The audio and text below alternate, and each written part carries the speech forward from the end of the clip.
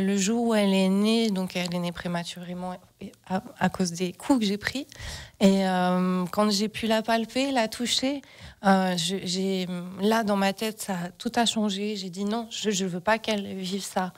Donc j'étais prête à aller au bout. Ça m'a pris du temps parce que j'ai dû prendre aussi sur moi en me disant je sais que le jour où je vais réussir à le mettre dehors, entre guillemets, c'est le jour où je vais pouvoir laisser peut-être ma vie.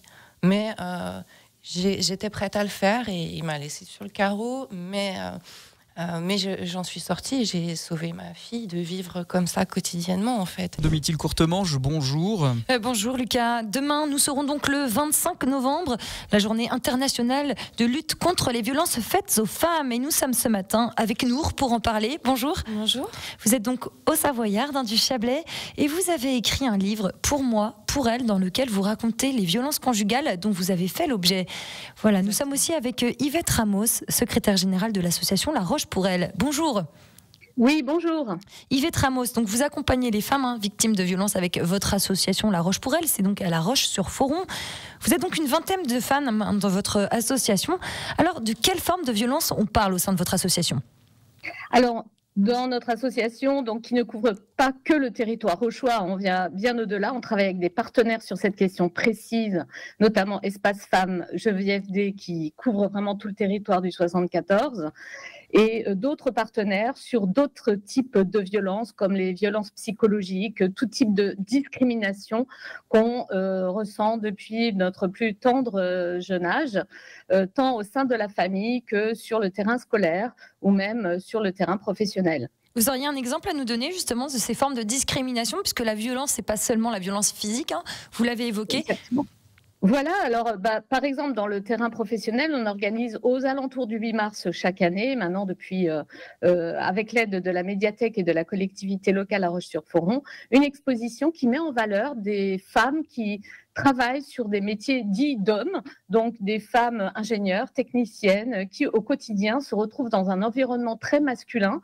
Donc notre idée, c'est de faire changer ça, de sensibiliser d'une part les jeunes filles à venir vers ces métiers parce que ce sont des métiers en tension, mais aussi d'aider les femmes avec un accompagnement, une écoute, offrir un espace-temps en partenariat avec d'autres associations du territoire et leur dire, écoutez, on est là, il faut se battre, il faut travailler avec les entreprises, avec votre employeur pour changer la donne, changer le paradigme et se dire que réellement la femme est l'égale de l'homme au sein des entreprises aussi dans ce domaine-là. Alors quand vous vous retrouvez, le but du jeu, entre guillemets, ce n'est pas un jeu évidemment, c'est de leur offrir du temps, de l'espace-temps, vous l'avez dit, pour les écouter, c'est d'abord ça. Oui. Voilà, les écouter, puis travailler ensemble, et puis pourquoi pas avoir des moments conviviaux, par exemple, alors je ne sais pas si on va en parler, sport de filles, on organise samedi à partir de 10h un événement, toujours dans le cadre de la journée de lutte contre les violences faites aux filles et aux femmes. Donc on va mettre en avant le fait que grâce au sport, on peut s'en sortir, on peut parer et se munir d'outils, de techniques pour répondre à la violence, aux attaques, qu'elles soient physiques ou psychologiques. On fait par exemple avec l'association Wendo du Pays de Savoie, qui est basée à Aïs, un petit atelier qui va nous permettre de rendre toutes les attitudes et les questions de pouvoir plus positives et donc prendre des attitudes non pas de soumission versus domination, mais plus des attitudes égalitaires, je dirais, dans notre quotidien, etc. Je ne sais pas si je suis très claire, mais posez-moi des questions. Si jamais. Merci beaucoup Yvette Ramos, des solutions plutôt concrètes. Voilà, Nour, maintenant, je me tourne à présent vers vous. Vous avez donc été vous-même victime de violences conjugales et vous avez tenu donc à rencontrer votre histoire dans un livre donc, qui s'appelle Pour moi, pour elle. Il est sorti il y a 1 an. Alors, comment cette violence se met en place ? Est-ce que vous pouvez nous raconter en plus de 2 mots même Ça se met en place sans qu'on s'en rende compte en fait à la base. On essaye de construire une relation avec quelqu'un. C'est le coup de foudre, on est jeune et puis on s'installe très vite ensemble et puis là des petits pics, des petites alertes arrivent sans qu'on les voit en fait parce qu'on est sous le charme, et on a les papillons, les petits cœurs dans les yeux. Donc on s'inquiète pas. Non. Et puis après il y a des accès d'agressivité, de possessivité, de jalousie. Et puis ça, petit à petit, ça fait son cheminement. On vous écarte, on vous met à part en fait des autres personnes. Et puis petit à petit, vous rentrez dans un cercle qui vous enferme. Moi, je suis restée quand même 2 ans pratiquement enfermée dans un appartement. Donc à être surveillée, je pouvais pas recevoir un coup de téléphone sans qu'il le sache. C'était très, c'est malsain et c'est horrible. On se sent séquestré d'une certaine façon. En tout cas, mentalement, on l'est. Donc il y a quelque chose d'insidieux. C'est de l'ordre de la manipulation aussi. Oui. Vous pouvez nous donner des exemples concrets justement de manipulation qui petit à petit qui arrivent? Qui arrive, ça va être au début, cette personne va pouvoir sortir avec ses amis, il va au début vous laisser faire aussi, et puis petit à petit ça va être ah non, mais ceux-là tu les vois toujours, ah il y aura des garçons, puis ça va être présenté d'une telle façon que vous allez vous sentir coupable de qui est peut-être ce soir-là sans qu'il soit là un geste qui pourrait être jaloux, et ça vous remet en question, et puis vous dites non, je veux pas faire ça, je suis pas méchante, je veux pas lui prouver qu'il a raison, au contraire. Donc vous aussi, vous rentrez dans son jeu et vous limitez les sorties jusqu'au jour où vous sortez plus du tout parce que lui a décidé que non, et que vous obéissez parce que vous n'avez pas le choix. Et un jour, le premier coup arrive et on se dit quoi à ce moment-là? Alors pour ma part, le premier coup, je crois que j'ai refoulé la chose. Ça a été tellement violent, ça a été tellement surprenant pour moi. Je suis restée bouche bée dans mon coin, dans ma salle de bain enfermée, assise sur mes toilettes. Et en fait, j'en revenais pas. J'ai pas quelqu'un de violent au départ, c'est ça? Ça se voyait pas avec forcément. moi. J'ai appris qu'il l'avait toujours été. J'ai appris qu'il avait subi de la violence également. Mais avec moi, non. On va dire les 6 premiers mois étaient idylliques. Vous avez réussi à en parler autour de vous quand vous avez reçu ce premier coup, ou bien ça a été le silence, la règle? Non, parce que d'abord je comprenais pas, puis je me suis dit c'est une fois, c'est un accès de colère, peut-être que je l'ai énervé, donc il y a aussi sûrement moi j'ai tort, et puis il y a une partie de honte de s'être laissé taper dessus, et puis moi je viens d'un milieu où pas du tout, les femmes sont pas du tout battues, pas maltraitées, au contraire. Donc moi, comme j'explique dans le livre, je suis égyptienne italienne, on chérit les femmes, même si elles sont à la cuisine, etc. C'est des choses qui nous font plaisir en fait, mais on n'est pas dans ce sens-là maltraitées. Est-ce que la solitude, l'isolement aussi, ça a contribué au fait que vous ne parliez pas de cette situation à vos proches? Bien sûr, parce qu'après vous êtes enfermé, il a main mise sur vous, et comme je disais, même un coup de téléphone, je ne sais pas du tout comment il faisait, il savait que j'avais reçu un coup de téléphone, et puis après vous vous dites bon, je vais ramasser, vulgairement parlant, et puis mes proches ils vont aussi peut-être avoir subir quelque chose par derrière s'ils s'en mêlent.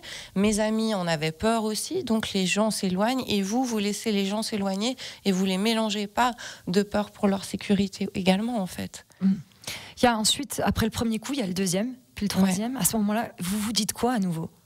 Alors le deuxième, je suis partie.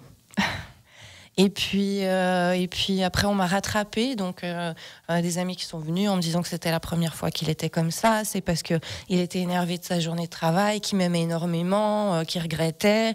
Lui, il a fait ses excuses, qu'il soi-disant, il n'aurait jamais fait ça. Enfin, il n'a jamais fait ça avant, que j'étais l'amour de sa vie. Et puis vous vous dites, bon...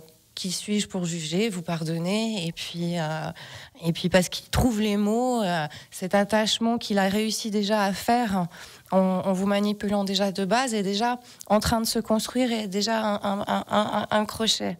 Donc vous y retournez. Enfin, moi j'y suis retournée. Ce matin, vous êtes là avec nous, Ouais. et ce qui m'impressionne, c'est que vous avez le sourire. Vous êtes là, vous êtes debout, vous êtes forte. Ça veut dire que vous en êtes sortie. Ça a été quoi le déclic exactement, Nour? Ma fille, pendant que j'étais enceinte, j'ai pris des coups aussi, mais le jour où elle est née, donc elle est née prématurément à cause des coups que j'ai pris, et quand j'ai pu la palper, la toucher, là dans ma tête, tout a changé. J'ai dit non, je veux pas qu'elle vive ça. Donc j'étais prête à aller au bout. Ça m'a pris du temps parce que j'ai dû prendre aussi sur moi en me disant, je sais que le jour où je vais réussir à le mettre dehors, entre guillemets, c'est le jour où je vais pouvoir laisser peut-être ma vie. Mais j'étais prête à le faire, et il m'a laissé sur le carreau. Mais Mais j'en suis sortie et j'ai sauvé ma fille de vivre comme ça quotidiennement, en fait. Et ce qui est peut-être triste, c'est d'attendre d'avoir un petit être pour s'en rendre compte.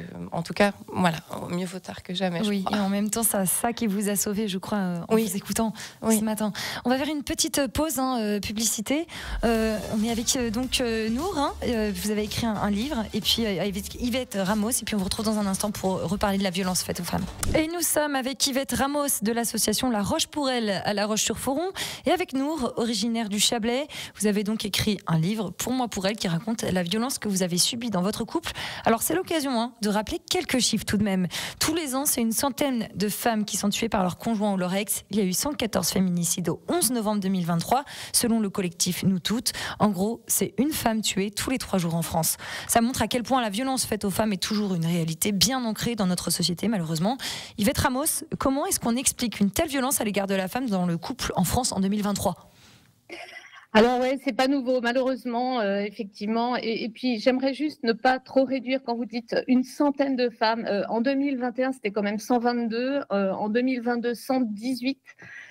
Voilà, on en était déjà, comme vous disiez, à 114 depuis le début de l'année. Il y a quand même 142 000 femmes qui sont victimes de viol ou de tentatives de viol par an. C'est quand même énorme. Et ce qu'on voit effectivement, c'est qu'il y a à peu près 13% selon les statistiques qui portent plainte. Donc déjà, effectivement, il y a des études qui montrent qu'il y a 2 types de facteurs qui fait que finalement, on n'arrive pas encore à être l'égal de l'homme sur ce champ. Malheureusement, c'est pas une question de cerveau, c'est pas une question de compétence. C'est une question que, d'une part, la société dans laquelle on vit, et puis c'est pas que nous en France, c'est dans le monde, et puis il y a des pays où c'est bien pire, évidemment, il y a des barrières socio-culturelles. Donc, par exemple, Nour disait, moi je suis d'origine égyptienne, italienne, on est heureuse dans notre cuisine, etc. Moi-même, je suis d'origine portugaise, je peux comprendre ce que c'est. Mais quand vous enfermez de toute façon déjà dans cet esprit socio-culturel, le fait que la femme, depuis toute petite, depuis une petite fille, elle va être mieux dans son espace, qui est la maison, qui est la cuisine, etc. Ça va être un petit peu compliqué pour après la faire sortir et se débarrasser de l'emprise, qu'elle soit de son conjoint ou de la société d'une façon générale. Donc on va essayer de vous mettre dans cette petite prison-là, et si vous voulez en sortir à un moment donné, vous émanciper, ça va être un petit peu compliqué. Donc c'est tout ce qui est les facteurs sociaux, culturels, l'éducation, la famille dans laquelle vous vivez, le pays bien évidemment. Alors en France, et la grande autre catégorie de facteurs, c'est les facteurs structurels. C'est comment finalement en France, on a quand même des lois, des droits à respecter et des droits égalitaires. Et heureusement qu'on a ça, puisque justement, quand Nour dit moi j'ai réussi à m'en sortir, et c'est pas le cas de toutes les femmes. Nous, dans notre association, on a une femme ça faisait 17 ans quand même qu'elle était battue par son mari, qu'elle avait 3 enfants, donc elle a eu beaucoup de mal à s'en sortir, et ce qui a fait qu'elle s'en est sortie, c'est le coup de pistolet sur son fils, en fait, à un moment donné, et je salue d'ailleurs au passage l'héroïsme de Nour. Je vous félicite vraiment d'être sortie de cette situation, sinon effectivement, ce serait bien pire, croyez-nous. Donc le deuxième facteur, c'est vraiment tout ce qui est structurel, et heureusement en France, je disais, on a quand même des lois qui nous permettent et des outils qui nous permettent vraiment de s'accrocher pour pouvoir réaliser l'égalité. Donc, c'est pas encore joué, puisqu'il y a encore beaucoup d'inégalités dans tous les domaines. Par exemple, dans le domaine salarial, à même poste, même responsabilité, même temps de travail, la femme gagne encore à peu près 17% de moins que les hommes. Donc, c'est d'une part expliqué par justement ces effets socio-culturels. On a moins tendance, quand on a un diplôme, à aller négocier avec son employeur. Le garçon, c'est statistiquement prouvé, il a été, si vous voulez, éduqué à se battre, à aller sur un terrain de foot, à se dire « Ah non, moi je veux négocier, etc. » Et donc, d'emblée, à la fin de nos études, on va moins négocier d'être mieux payé que ce qu'on nous propose finalement. Et ça va jouer tout au long de la carrière. Yvette Ramos, juste vous interrompre, mais qu'est-ce qui surtout mène finalement un homme amoureux de sa femme dans le couple à porter les premiers coups et à en devenir violent, alors que beaucoup jure l'aimer. C'est quoi en fait la bascule? Alors vous l'avez dit un petit peu, il y a des éléments sociaux, mais tous les hommes ne frappent pas leurs femmes. Et pourtant, certains passent ce cap-là. C'est quoi l'élément déclencheur? C'est des blessures dans l'enfance? C'est une vision complètement erronée de la femme? Alors déjà, moi, je parle d'expérience, hein, je ne suis pas sociologue, etc. Par contre, ce que j'ai vu en termes d'expérience, c'est que oui, d'abord, c'est pas à un moment donné, je décide d'être violent, c'est clair, ça a été dans l'éducation, vous êtes formé à finalement se dire, la femme, je peux avoir une emprise sur elle, la femme, ma petite sœur, par exemple, moi, j'ai toujours pu la taper, la mettre de côté, la bousculer. Et ça a toujours été, par exemple, mes parents m'ont toujours accepté dans ce schéma-là. Par exemple, alors, je ne suis pas sociologue ou psychologue d'une façon générale, mais ce que je vois, c'est ça, c'est des blessures dans l'enfance, comme vous l'avez dit. D'ailleurs, Nour aussi l'a dit, hein. Mais ça n'explique pas qu'on ne puisse pas, après, sortir de là et être résilient. Donc, attention à ce discours qui voudrait dire « Ah, le pauvre, il a subi une enfance difficile, donc moi, je vais en subir les conséquences ». C'est pas audible, ça. Il faut que les hommes apprennent aussi à grandir. Alors, il n'y a pas que des hommes, hein, il y a 13% de femmes aussi. Qu'on apprenne à grandir et à dépasser ce schéma dans lequel on vit la violence. Et vous parliez d'amour, mais est-ce qu'il aimait vraiment? Est-ce ça l'amour? Enfin voilà, après c'est une question presque philosophique. Et justement, nous, on voudrait réagir à ce que vous dites. Allez, tout à fait d'accord avec madame, c'est que on peut réfléchir, on peut étudier ce que la personne a vécu dans l'enfance, mais il ne faut pas oublier qu'on a un libre arbitre. Et puis qu'on sait faire la part des choses. Donc c'est à la personne aussi de se faire aider, de travailler là-dessus pour ne pas reproduire ce qu'il a vécu et ce qui lui a fait de la peine durant l'enfance. Et vous, Nour, d'ailleurs, je voulais me tourner vers vous parce que vous vous êtes retrouvée donc dans cette situation plutôt d'être l'agressé, non pas l'agresseur. Est-ce qu'aujourd'hui, vous arrivez à expliquer comment vous avez réussi à vous retrouver dans cette situation comme ça? Est-ce que toutes les femmes peuvent se retrouver dans cette situation? Ça a été quoi pour vous, les éléments qui vous ont permis d'être comme ça, prisonnière en fait? Alors moi j'ai laissé la porte ouverte en fait à ce genre de personnage parce que j'avais des blessures dans l'enfance, je ne me sentais peut-être pas assez aimée, pas assez protégée, j'avais de la peine à trouver ma place aussi par la culture, par les obligations, ma maman nous élevant seuls, on était 3, j'étais au milieu et du coup j'ai dans cet homme qui est arrivé beau, bon qui m'a plu forcément physiquement et puis ce côté fort, un peu de puissance, de protection, de belles paroles qui va vous emmener loin sur tous les domaines. Donc j'ai ma part de responsabilité, effectivement, de lui avoir ouvert la porte. Enfin, une dernière question, il nous reste 1 minute, 1 minute et demie, à l'une et à l'autre, cette question. Qu'est-ce que vous avez envie de dire s'il y a une femme qui nous écouterait maintenant, qui est actuellement victime de violence de la part de son conjoint ou de son ex et qui ne sait pas comment s'en sortir? Nour? Alors moi, j'aimerais juste, comme j'ai écrit dans mon livre et j'aimerais que ça reste, c'est que cette personne, elle sache qu'elle n'est pas seule et puis qu'elle se dise que peut-être je suis là, même si elle ne me connaît pas, que je lui tends la main et qu'elle garde et qu'elle prenne la force et qu'elle garde espoir, qu'elle s'en sorte, qu'elle se batte pour sa vie et sa liberté. Et Yvette Ramos? Moi, j'ai clairement envie de dire, c'est pas vous la coupable. Attention, ne vous mettez pas dans un schéma de culpabilité. Nous sommes dans un pays de droit. Le coupable, c'est la personne qui est violente. Et merci beaucoup, Yvette Ramos de l'association La Roche pour Toutes à La Roche-sur-Foron. Comment est-ce qu'on peut vous contacter d'ailleurs, Yvette Ramos? On est sur Facebook par exemple, et puis venez nous voir au gymnase à partir de 10h, le gymnase La Brunie à La Roche-sur-Foron samedi. Et merci beaucoup aussi Nour, à l'origine d'un livre où vous racontez vos violences que vous avez subies. N'hésitez pas à appeler le 3919 si vous êtes actuellement victime de violences conjugales ou de votre ex-conjoint.